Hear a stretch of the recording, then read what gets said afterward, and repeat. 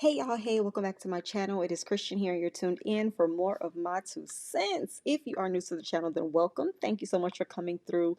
I am so happy to have you. Hopefully, you will click around, stick around, enjoy the conversation today, and you'll consider joining the 2 cents crew. I mean, we got room for you at the table, and we love having great dialogue, so you should join us. It's very, very simple. 3 points that I'd like to say before I start any discussion or dialogue. Number one, you're not alone. Number two, you're not crazy. Number three, God, your creator, still loves you, and I do too. Now, I am recording this video. It's 11:46 here in Dallas, in Texas. And I got to tell you, I was just up here in my office, and my family is asleep. Um, I was talking to myself just to, put it plain and direct what was going on. I love and I enjoy conversing with myself. I am a communicator. I think you guys can tell by now. I love to express myself and just get my thoughts out. And sometimes when I have a lot of thoughts in my mind, I journal and I'll write things down, but sometimes that's just not enough. Like, I just like putting my words out there into the atmosphere and discussing, or not discussing, but just having an external dialogue of what is being felt internally. I'm big on that because I can recall times in my childhood, as many of us probably can, when children were to be seen and not heard, where we weren't really free to have expression. It wasn't like we were abused for having expression, but it wasn't a welcoming environment to children expressing themselves. And now that I'm an adult and I have children, and I do a lot of talking and a lot of speaking, in life in general and in business, I am more comfortable now than ever with my voice. I realize that my voice is my power. My voice is my outlet. My voice is my identity. My voice is my way of, controlling whatever the narrative or the space may be that I'm in or that I'm taking up. And I feel good. I feel confident in that. I feel like it helps me to remain sharp, mentally, emotionally, spiritually, even. I love my voice. And today I wanted to share in video um, how I have fixed my broken relationship with God, how I have fixed um, the holes, if you will, that were developed over time from indoctrination and the burden and the bondage of being presented a figure, a character, a being that I had to prove myself to and please, instead of just existing in the fullness of, and the grace of. I decided not to do that anymore. And I've done videos that I've talked about, what I have done since deconstruction and how I got through or passed or over certain things. And throughout this entire journey, it has been very eye-opening to see a lot of different figures, a lot of different individuals that I grew up with or grew up around or have known my entire life, to see their relationship with God and to see what was presented to me was a broken relationship. My relationship was broken with God because it was given to me by broken people. And I'm going to let y'all sit on that. I'm going to let y'all sit with that real quick. My relationship with God was broken because it was given to me by broken people. The people who gave me the information, the wisdom, the revelation, knowledge, the truth, all of that stuff, they were people who were still sifting through and figuring out who God was or is themselves.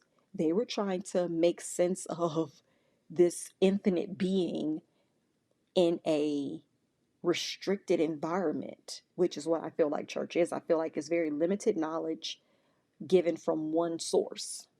When God is an infinite power, when our creator is an infinite power, when our source is so, oh my goodness, limitless, that having a book or books, so many different versions explained by one individual who claims to have knowledge and information given by God, but no one can confirm whether or not that is true. And you have the pastor giving that knowledge to the members, and then those individuals who have families themselves go and they interpret that a different way.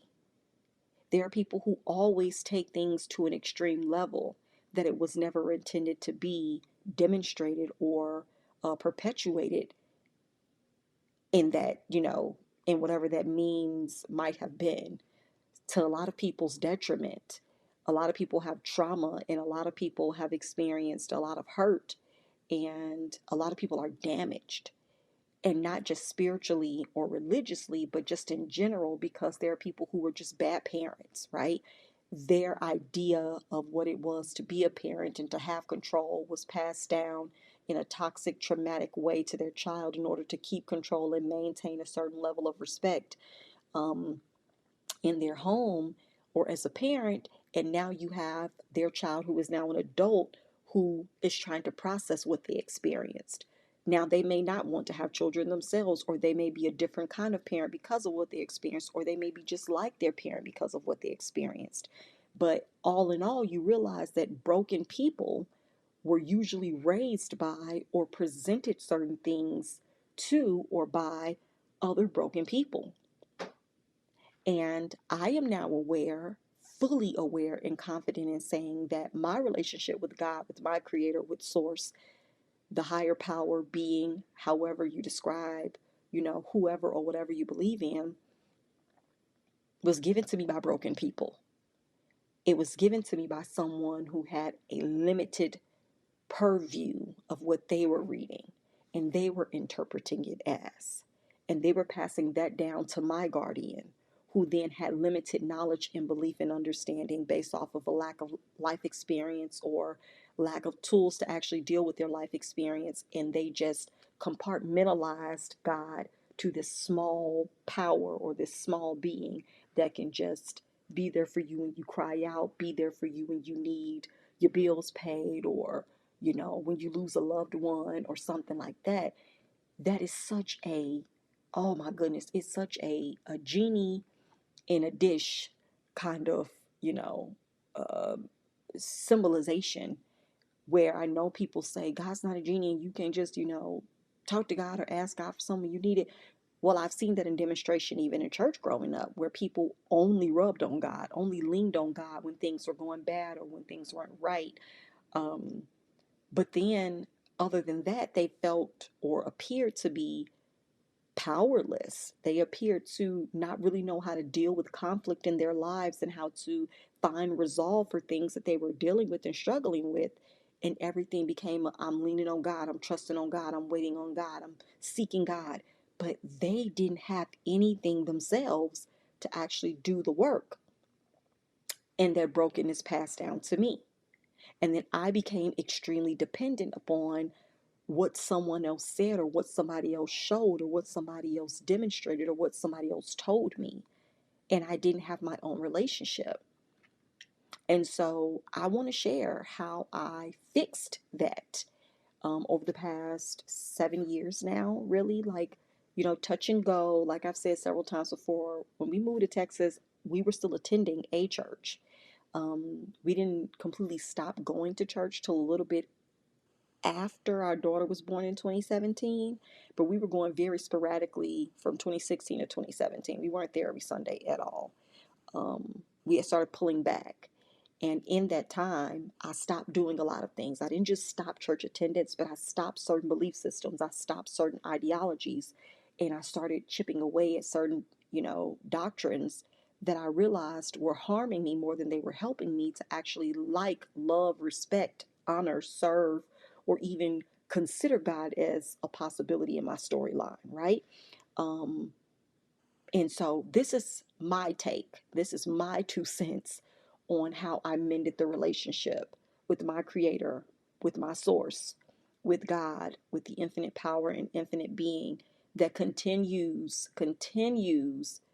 to be a foundation that I cannot lie continues to be a part of my foundation that I know, leads me and helps me. Just, having that extra power to lean into and to keep me reminded of, no, you got this, keep going, right? So the number one thing that I stopped doing was I stopped being the third wheel in my own relationship with my creator. I stopped doing it. And you may be thinking, okay, what does that mean? I stopped being third wheel. Like I just explained, you have your pastor, you have your parent, and then yourself, right? That's how you're raised. If you're raised in a church or a spiritual household or religious household, you have the leader, then you have your guardian that's receiving the word and controlling whether you attend or you don't, what you how you live, what rules or values you live by, what beliefs you all practice. All of that you cannot choose as a child. You are fully like subjected to it by no choice of your own. Let's be very clear. I stopped being third wheel. I decided that I was no longer going to be the third wheel in my relationship with my Savior. Like, and let me take that back. Not with my Savior, with my Creator. Right? I decided that whatever someone else had told me was no longer good enough. I was going to go find for myself. I was going to start tapping into the experiences that I had on my own, with my own creator, with God for myself, that would allow me to say, "Oh, okay, yeah, I definitely believe that this was a God moment, that my source stepped in, and or I was empowered by this, happened on my behalf. Me aligning with this caused this effect. This outward manifestation took place once I started doing X, Y, and Z for me, by me, with me, through me, right? I started putting me at the front, me at the top, and allowing God, my source, to be the power from within that I operated from, that I operated with, that I operated in. So it was not a touch and agree with me kind of thing. It wasn't a be praying for me or lift me up in prayer when you do this, or be touching and agreeing with me on that. I stopped being third wheel in my own relationship. I took front row, I took front seat. I wasn't even a passenger, straight up captain energy. Straight up captain energy, because that's what was needed with the heavy indoctrination that I experienced in my life, in my household, in my childhood.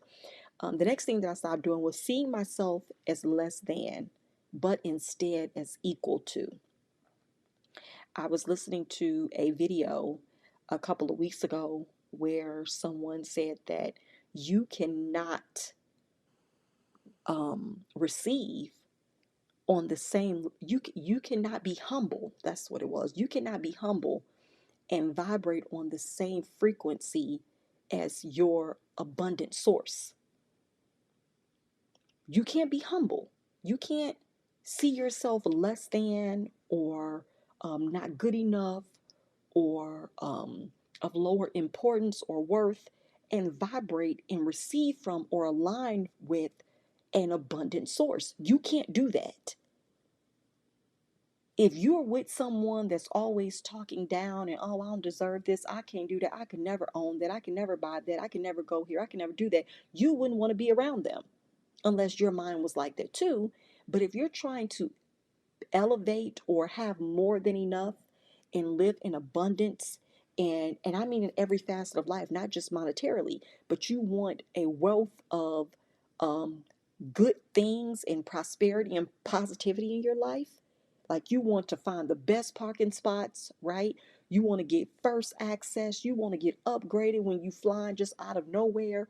When you want those kind of things, when you want abundance to be all around you, no matter what that looks like, it's hard for you to get that when you're operating from a level of, I don't deserve it, I'm not good enough for it, I haven't earned it. Well, that's what most of us have learned. That's what most of us have been taught, to be humble, right? To fall back, to see yourself as lower than.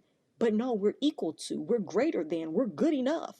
How exactly do you expect to be on the same level as your source, as your creator, that is an infinite, powerful being, but then you're filthy rags and lucre, right? You're a whole bum out here, according to what people in church be saying. But you have to have the mindset of, I deserve this. I have worked for this. I have earned this. This should go well for me. I should be able to get this. Why not me? Why anybody else but me? I haven't done anything wrong that wouldn't qualify me or would, make me not deserving of. It's not a bad thing to actually have value in who you are. How could anything that I'm made in the likeness or image of hate me, not want me to do well, not want me to excel, not want me to be great? I stopped believing that I was less than.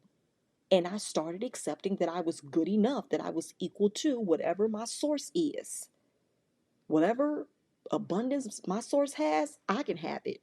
Whatever is out here available for us on this earth, I can go get that if I want it. Now, I'm not out here coveting nobody else's stuff because that's bondage. But I do know that what is for me, I desire that. I do know that whatever my creator and my source and God wants me to have and to do, I am going to get that. Okay? Okay. So let's be very clear here. Breaking away from the mindset and the thought process that you can't be seen as God because you need God in your life is so unrealistic when you want the power of God to move in your life. When you want the power of your creator and source to actually indwell in you, but then you're not a good enough vessel to be used. It's so hypocritical, you guys. And I hope I'm making sense, but it doesn't balance out. So you have to elevate who you are to yourself. You have to believe it, know it, accept it, and align with that in order to flow in that. And once you do that, you'll be able to see God differently than I'm trying to please God. That was another thing I had to stop doing. Stop trying to please my creator and my source by cutting myself off from joy and suffering. Like I've told y'all before, people at church be straight up fun police. Case in point, Tabitha Brown just had to make a video the other day about how people were coming at her in her DMs with nasty comments and saying very nasty, rude things to her about going to the Beyonce concert and about her pretty much, like speaking and prophesying to, Shannon Sharp, I believe. She was on his show and she told him, to pretty much, she prophesied, if you will, that he was gonna have to make, a choice and to do it, not to be afraid of it, but he was gonna need to make a choice and he was gonna, be fine. Just go ahead and do what he need to do. And it came to pass. He was actually dealing with the thing of him having to leave the show, whatever, at that moment, and nobody knew. She didn't know, but she had that word and message for him. And so anyway, she was just saying how people have been attacking her for attending the Beyonce concert and about sharing her gift of prophecy, I guess, about what she shared with Shannon Sharp. And she was saying, y'all got to watch y'all mouths. Y'all got to watch y'all mouths and how you speak to people out of flesh and what you're projecting. And it goes hand in hand and it goes leg and leg, okay? Kid and play. When they kicked back and forth and they was dancing, they kicked their legs and locked at the ankle. Y'all are out here going neck and neck, okay? With the enemy y'all claim y'all rebuking. Y'all are the weapon that was formed. And don't even be realizing it.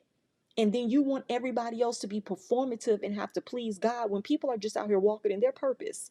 I don't have to do, no tap dance for my creator. I'm good enough. I don't have to suffer and cut off my joy for you to feel like I'm consecrated. I don't have to do that. I'm not going to do it, actually. I'm not going to cut off being happy. I'm not just only going to be happy on by your standards. Oh no, I ain't saying don't go to no concerts, but you shouldn't be at this one. You don't go. Leave me alone. And by me, I just mean anyone in general, because I don't do concerts. Baby, I'm already paying for the Apple Music. That is good enough for me. But if I wanted to go, if I wanted to do anything, even the music that I choose to listen to may not be okay to somebody else, but that's your choice. That's your opinion. I don't have to please God by cutting myself off from joy and suffering in place of that in order to make God feel as if though, oh, she's deserving. I'm going to sprinkle a little something on her because she's been suffering this month. Very well. Very good, honey. I like how you've been suffering for me. That's sick, y'all. So what I decided to do instead is start finding happiness from all of the things that have been given to me. Everything that I have, my children in perfect health, right? Myself in perfect health, sound mind, body, soul, and spirit, a happy, loving, wholesome marriage, a partnership like none other with my husband, not just in life and in parenting, but in business, our home, right? Peace, just peace, good people around me, a safe environment to live in and to thrive and to grow in.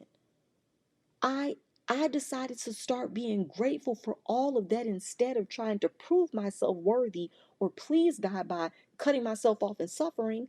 I'm just going to be grateful instead. I ain't gotta please nobody for nothing. Like, why do I have to turn around and please God for the things that I have because of source? That is silly, hypocritical, straight up mind trash. If God, your creator, your source, higher power, or being has given you something, what then makes you think that it is necessary to turn around and act like you're nothing? Or I gotta suffer first before I can get this. I stopped believing that I needed to suffer in order to actually receive. The two don't go together. You can be happy and still get more. I've never for the life of me understood the saying, you can't have your cake and eat it too. What are cakes for? It's such a stupid, moronic statement. And please do not try to explain it to me in the comments. Like, seriously, you can't have your cake and eat it too. I would understand if y'all were saying you can't have your cake and eat mine too. But what do you mean you can't have your cake and eat it too? Yes, you can. That's what it's for. It's your cake. It's not meant to look at and salivate over and die of hunger. Eat it. Enjoy it. It's yours. Don't tell me that these are the promises or the benefits of choosing this belief system, and then I am restricted from the benefits. Here is this nice, amazing vehicle, but no, that's not yours. It is, but don't you dare drive it, touch it, look at it, or think about it.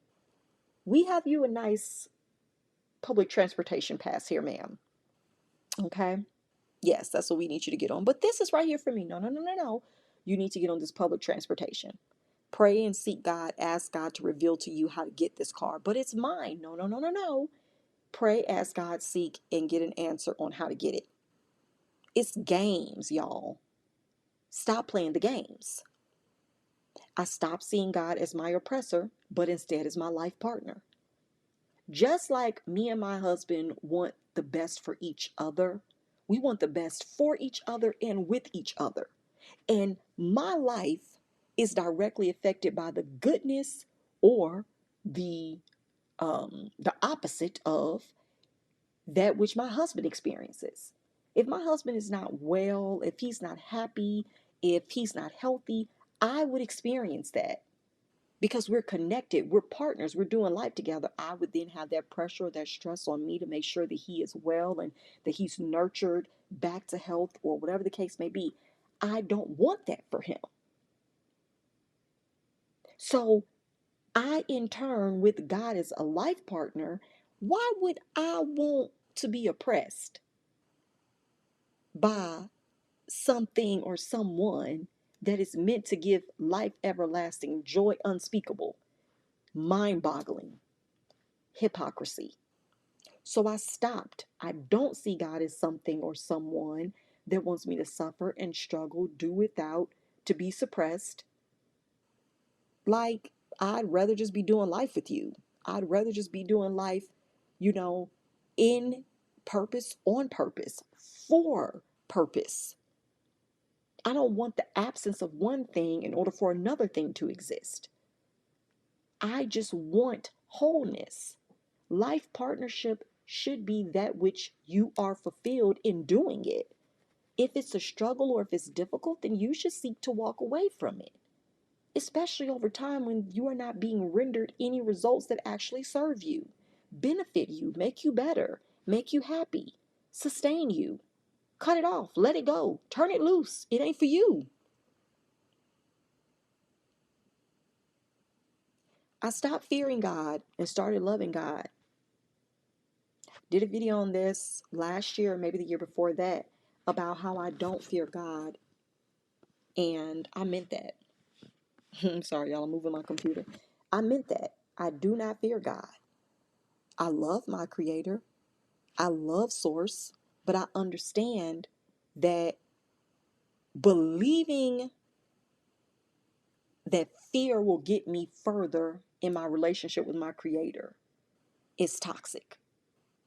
Believing that fear is what's going to get me to the happiest place on earth that ain't Disney, or not on earth, the happiest place after earth, heaven. Fear of God will lead you to heaven? No, that doesn't sound like something or someone that I want to be connected with or trying to engage and, please and satisfy or partner with in life. I stopped fearing God and I started loving God too much to disappoint myself or my source, because that starts from within. That's a choice that you make internally. Like, okay, no, that's not for me. No, that's not right. Nope, that don't feel good. I'm not going to do that again. I don't have to fear anything in order to make right choices and decisions. I don't have to fear anything in order to understand that love will guide you and take you further than fear ever will. Fear will hold you in place because you don't know what's next. The unknown is something you don't want to explore. Or you're too busy being fearful of what the response may be that you do nothing. No, thank you. No, thank you. I stopped believing that we are separate from God. I don't believe that. I used to.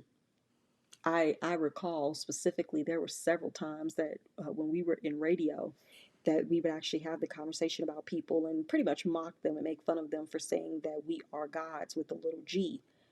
Um, I didn't subscribe to the mindset at the time because I didn't understand it. Again, I was still in bondage. I still was serving God through third wheel, energy, third party energy, where it was being conveyed to me from a messenger, from a pastor, and other people who I felt were spiritual giants and knew more than I did about scripture. You look up to those people because they know everything and they speak so confidently and boldly. And you get to the point where you realize when you're out of it, that dang, they were just regurgitating what they've been given from someone else that was broken too. And then that's how you get broken records. Just rum, rum, rum, rum, rum. Nothing is ever fixed. Nothing is ever clear. You can never hear the real words because you're just saying what someone else said, like a broken record. And it's sad. But I stopped believing that I am separate from God. Anything that created me is in me. Anything that created me is in me. We know this, y'all. We know this through DNA testing. If you want to test the paternity of a child, what you do? Take a mouth swab from both the father and the child. Why, y'all? Because anything that you are a part of is in you. Anything that you were created by or from is a part of you. So you mean to tell me that I can be separated from the love of God by doing certain things that don't please God, but God created me? God knew from the beginning. Source was well aware that we wouldn't be perfect, little warriors that did everything and said everything the way that, you know, this being wanted us to. Why not just make us perfect without any flaws or any possibility to go against what's right or wrong? Those are measurements that are literally out there because we as humans have created them. But as an infinite, powerful being, I don't think that I would create billions of people and get pissed off at the ones that don't decide to do what I want them to do. I would just create new people that do what I want them to do so that I'm never dissatisfied. So I don't believe we're separate from God. I believe that as we are created, so we are equal. I've given this analogy several times before in other videos where I talk about our creative power. We create life just like our source. We are literally the vessels for life to come into this earth. Literally powerful beings, literally gods. Just like y'all say God created the heavens and the earth, right? You look at the separation of the two and even the expressions of what is considered heaven or hell in our life experiences. We have the power to create those things. Things can be good or things can be bad. We can be subjected to evil or we can be subjected to happiness and peace and joy and love and all of the things. But either way, we have the power to make that possible. We as humans, we choose our profession. So whether we go into politics and mess up people's lives, or we become landlords or property owners or whatever and mess up people's lives, we become managers and bosses and mess up people's lives, we be bad friends or lovers or spouses or parents and mess up people's lives, that's power. People don't want to look at it at the most finite, basic level, but we have power. And we all exercise it every day. If I wanted to be mommy dearest to my children, that would be my power to exert over them. I could bring hell to them tomorrow.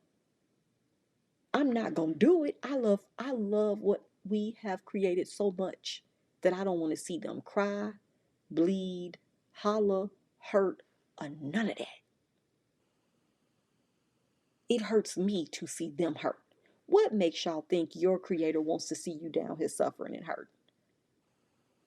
I'll wait for it. Because that's narcissistic, sick behavior. I want to see you suffer until you accept me. I plan on making you suffer if you don't choose me.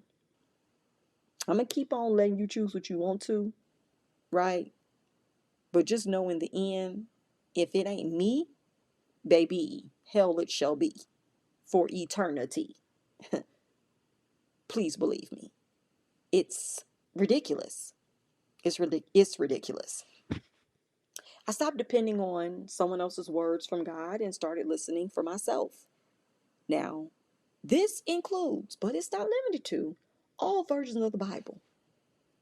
All what? Oh my goodness. I know it's like over two.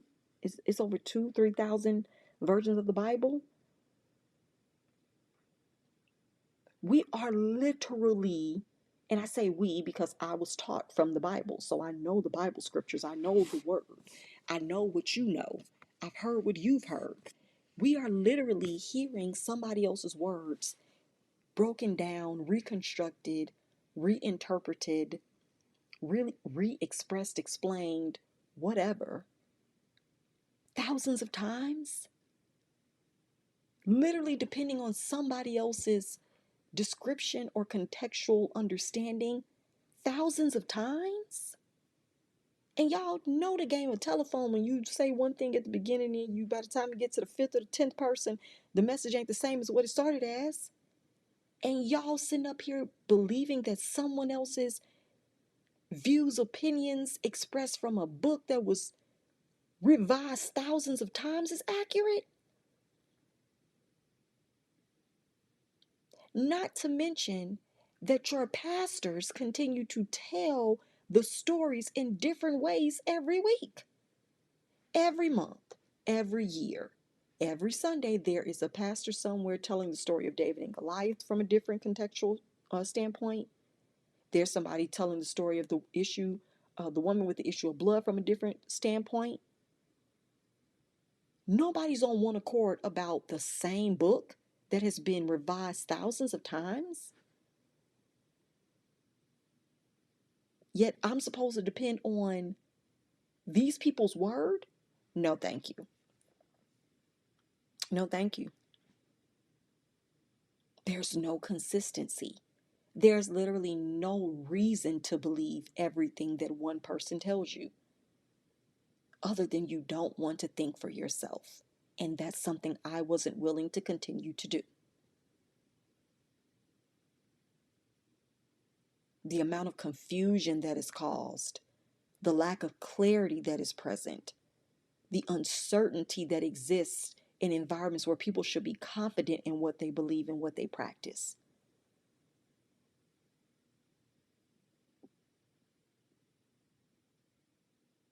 It reminds me of the story that they tell in church from the Bible on the day of Pentecost when, you know, God fell and caused everybody to speak in tongues and to be confused, where nobody was able to interpret what anyone was saying. And I think about that now. I'm like, y'all don't kind of see how churches like this? Y'all got all these different denominations. Y'all got all of these different explanations. Y'all got all of these different versions. Y'all got all these different ministries. What makes you think that confusion is not amongst you all? But I digress. I stopped making deals with God and I started dealing with my inner scars, my insecurities, my fears, my trauma. I was the kind of person, especially when I was a kid, um, and I wanted something or I wanted to get out of trouble or whatever, I would literally pray and make deals with God. Like, God, if you do this for me, God, if you let me get out of this, I promise you, I won't cuss no more. I promise you, God, if you let me get out of this or or you do this for me, God, God, please let her let me go to this game. Please, God, let her let me go to this dance. Because I would write my mama letters to ask her if I could go to certain things. Because again, communication just wasn't there for parents with children back in my day. So I would write her long letters and leave them in her bed and then wait for her to come to me and answer me yes or no. Or I would go back to her room and check if the letter had been moved. And if the letter had been moved but she hadn't said nothing to me yet, I would get nervous because I'm like, okay, well, I know she didn't read it. So what we doing, right? Realizing that those deals that I was making with God didn't mean anything because it was about my intent. It was about my desires. If I truly wanted to go to the dance or to the game or whatever the case may have been, either I believed that she was going to let me go or I didn't.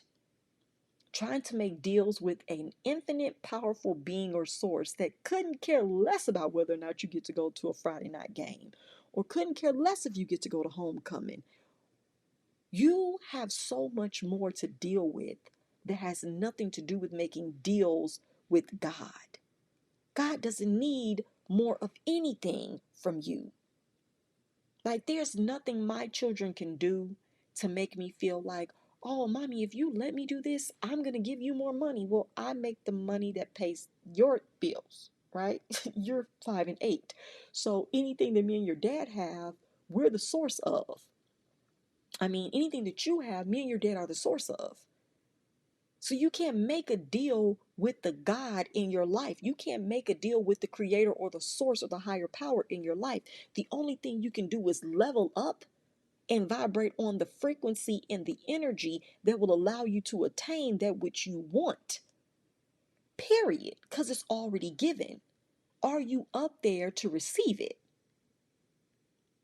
Me writing a letter and then running off and hiding, waiting for her to read it was me pretty much saying, oh my God, I think she probably gonna say no. I wasn't setting myself up for a yes. I was preparing myself emotionally for a no. And I took all the steps to get it. Sometimes she would say yes. Sometimes she would say no.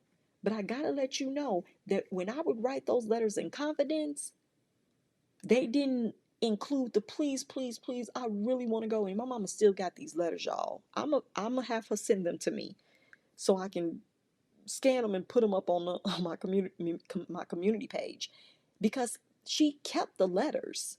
I would I would I would go so deep into detail about how much I wanted to go, how much fun I would have, how much I would love her if she let me do it.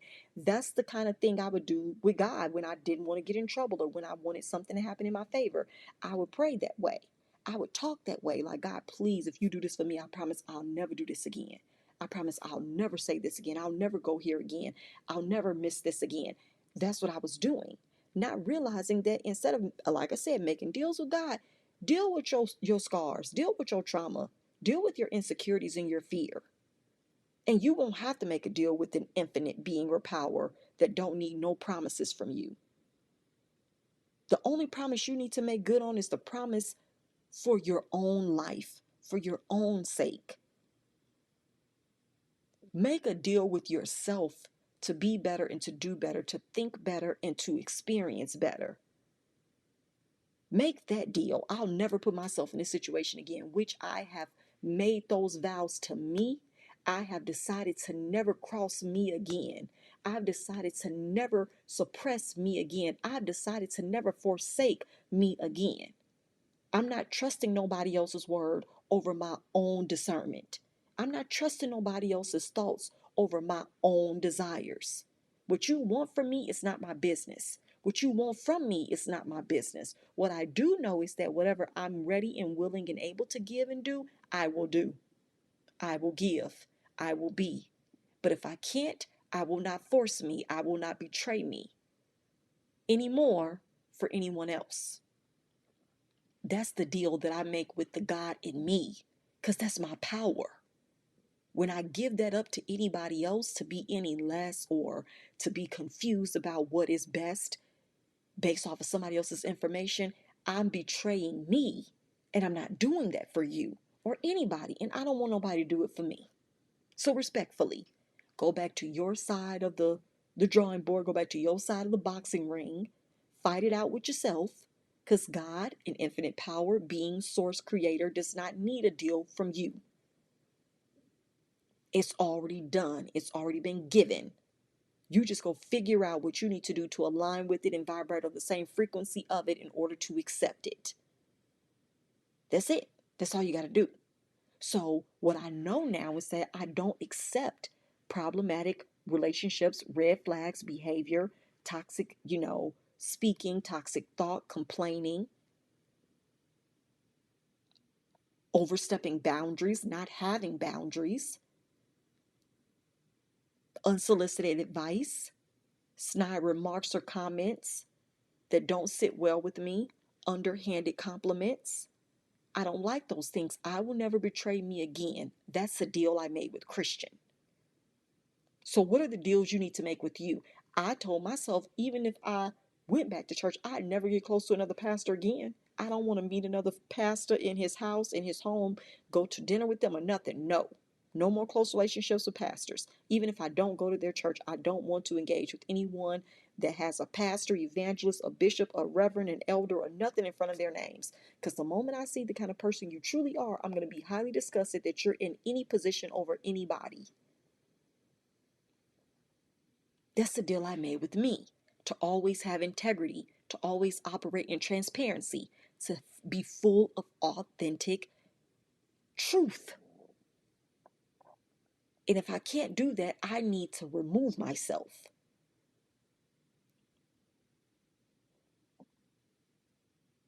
So yeah, that matters. It matters. I stopped believing that, as I stated earlier about the Bible having so many different versions, I stopped believing that that was the infallible truth for me. But instead, I realized that the only infallible truth is what has been consistently proven in my life. There are some things you can't go against when you have evidence and proof of its existence and its being. When you have truth and you have factual evidence and experience with something in full manifestation in your face, in your life, that you can recount because you lived it, you saw it, you know it, you were a part of it, it happened to you. That's something nobody can take from me. That's the infallible truth for me. My experiences that are proven. And let me give y'all the definition of infallible, because it's importante. Incapable of making mistakes or being wrong.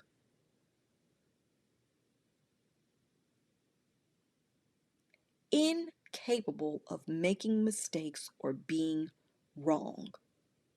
And it's funny because the example underneath it in the sentence is doctors are not infallible.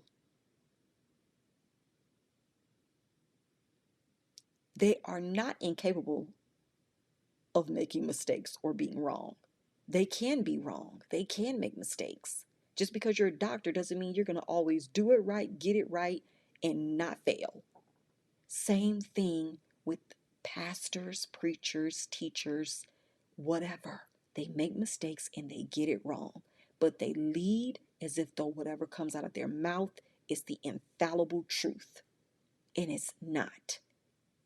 They teach from scripture that has been revised so many times that they're cross-referencing other Bibles to get a meaning for something else that they didn't understand in a different version. Y'all don't want this y'all don't want this smoke. The only infallible truth is what has been consistently proven in my life. I cannot mistake it. It cannot be wrong because it has been my experience and my reality. Okay. Okay. I stopped believing sin would separate me when in actuality fear is the only thing that separated me from the love of God, from the love of anything, to be honest with you. When you're focused on the fear, you're incapable of actually seeing, experiencing, and allowing more love in. I've said it in the video that I did last year about fear, not fearing God.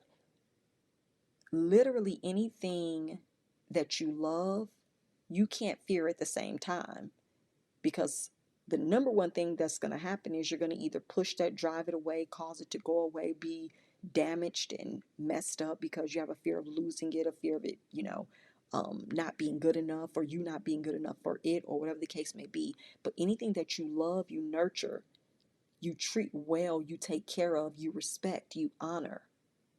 And it's very clear that that brings you closer to it. Fear separates you from. Love brings you closer to. And I think that's as simple as it needs to be. If you fear God, you'll love right. You'll live right. That's what we're taught.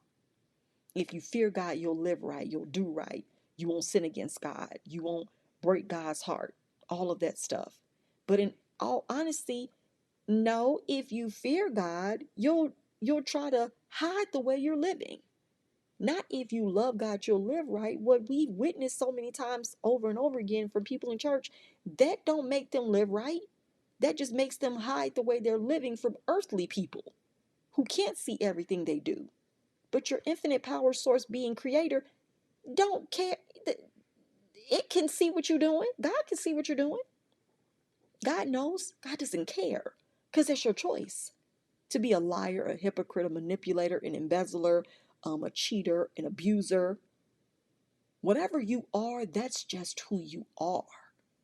And if you don't fear that being exposed enough, you'll keep doing it. But if you love yourself and you love anybody else connected to you, that wouldn't even be an action that you would be caught doing. Fear makes you hide. Love allows you to live with pride, confidence, understanding, wisdom, knowledge, truth. Fear, cover-ups, dishonesty, lacking accountability, hiding, separation, anxiety, stress, pressure. The list goes on. So I'm not believing that other people's, categorizing what sins are and what they're not. I'm not going to let anybody else's categories keep me and separate me from the love I have for my Creator that dwells in me. I'm doing just fine, and I am grateful for the leading and the guiding of the Spirit that lives within. Keep your categories of sin. It's not my business. That's all I'm saying. I don't fear God. I love God, and I don't have to hide the way I live because I am happy. I am happy for the freedom to choose. And I am happy that in me exercising those things, I'm not separated from the source and the being that even made it possible for me to experience them. The ears to hear, the eyes to see, the lips to talk, the mouth to eat and enjoy, right? The legs, the arms, all of the beauty that comes with our existence becomes the very bondage that we're not able to enjoy any of the things with or from, because categories of sin by man. But let's keep going. 2 more points here. I stopped judging who God was and wasn't to others and realized that only my experience with God was the story I could tell and trust. I stopped judging who God was and wasn't to others. So key, because back in our radio days, we were highly judgmental. We were highly judgmental. All we did was pretty much shred and tear folks apart for whether or not they really represented the gospel, whether they really was a part of the remnant of saving the souls on earth. We really, really were miserable. I'm just going to call it like it is. We were miserable, and we thought that we were the best of the best, the cream of the crop, the ones that were getting in, okay?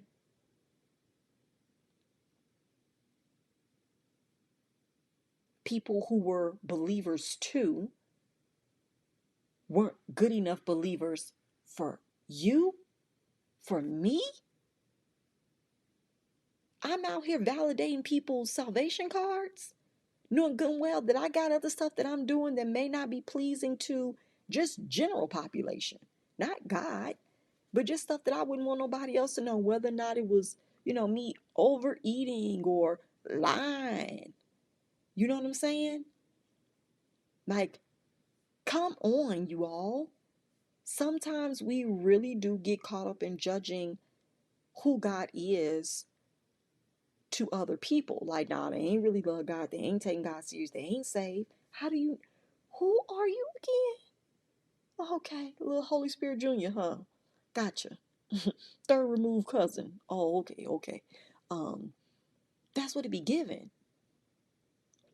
So boldly, I was okay with judging whether or not people's relationship with God was real. And that's what y'all do to me too. People be listening to my videos saying mad crazy stuff to me about my relationship with my creator, with my source. And I'm like, oh, this is fun. They know me, don't they? Or not. But taking yourself out of that seat and out of that position frees you to focus on yourself. Get out of the seat and mind your business. Because that's what I'm doing. I love minding my business. I love not caring about whether or not somebody else is really saved, sanctified, filled with the Holy Ghost or not. I do not care. That is not my business. I do not care if you go to church, but you cheat. That is not my business. You won't know why it's not my business. Because clearly your salvation allows you to do that. It's not my business. What is my business is what I got going on. I can't reconcile whether or not you really have a good relationship with God. You clearly believe that that's okay. Go do that. The only experience with God that I can validate, that I can tell, and that I can trust is the experience that I've had myself. That at no point have I ever felt like I have had, or that God or my creator has turned its back on me. I don't feel that. I used to think like that when things were going wrong. I used to be like, oh my goodness, what have I done? I'm not tithing enough. I'm not doing this and da. When I was in church, I used to always think that whenever things weren't going right, it was something that I had done to upset God, to offend God. And now I understand that's not how any of this works. And that's a totally different video for me to explain my viewpoint on that. But I now understand that that's not how any of this stuff works. You start feeling guilty and feeling bad based off of the fear teaching that you've had, the punishment teaching that you've been under. There's no supporting evidence that God is out here punishing and doing things to us just for the hell of it. unless you go by the third-party teaching that you've been given from thousands of revised copies of scriptural text. So instead of worrying about who God is and isn't to other people, worry about what God has been to you. Worry about who God has been to you. Worry about what God has done for you. That's truth that you can tell and that you can verify time and time again. I know what I am capable of getting done for me because of what has been done for me. I know what I'm capable of doing because of what I've been empowered and strengthened to do before. Me, I can only take an account for me, and also the same for you. Don't worry about who God is judging, looking at, getting ready to do something to. Don't do that. Mind your business. It's better that way. It's more fun that way. But we know some of y'all the fun police and y'all don't want that. So here are my closing statements. Here is how I want to wrap this up to help somebody as best as I can. I now understand, and I can confidently say that God isn't a mystery. God is not a hard to explain or to understand being or power. That is something that you find within. That's something that you search for within. I don't think that we'll ever have a complete, knowledgeable answer of all things on our Creator. We just won't. We won't. Everybody tries to figure it out and say what it is, but to be honest with you, God is different for everyone. God is not a mystery. I can also tell you that God isn't misery. So whatever pain or suffering or struggling that you're going through, that's not God-given or God ordained. I don't personally believe that. God also isn't misleading. When there are people who do things to you to hurt you or harm you that was a representative for God or a representative of a religious organization, that is not your Creator in demonstration through these people. But what I do believe is that God is misunderstood. God has been given to us in a way that has not served all of us. God has been broken up, spliced, split up, cut into pieces, and delivered on a dirty tray, on a dirty platter. Where, to be honest with you, it's almost like taking medicine and it's like, ugh, it hurts to go down. Oh my goodness, why is this even in my mouth? Oh, why did I do this? Oh, I just keep being sick. That's how God has been given to majority of us. Hard to digest, hard to please, hard to be satisfied. Difficult. I'll push through if I can without it, because to have it is to be hurt. To have it is to long and want more. To have it is to be confused. To have it is to be in fear. To have it is to be under suffrage. So yeah, I believe God is misunderstood because God was given to majority of us by broken people. God is waiting to be discovered for who it truly is.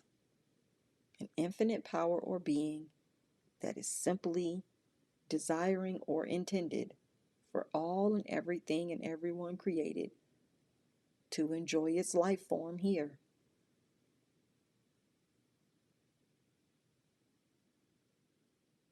And we have to be okay with that.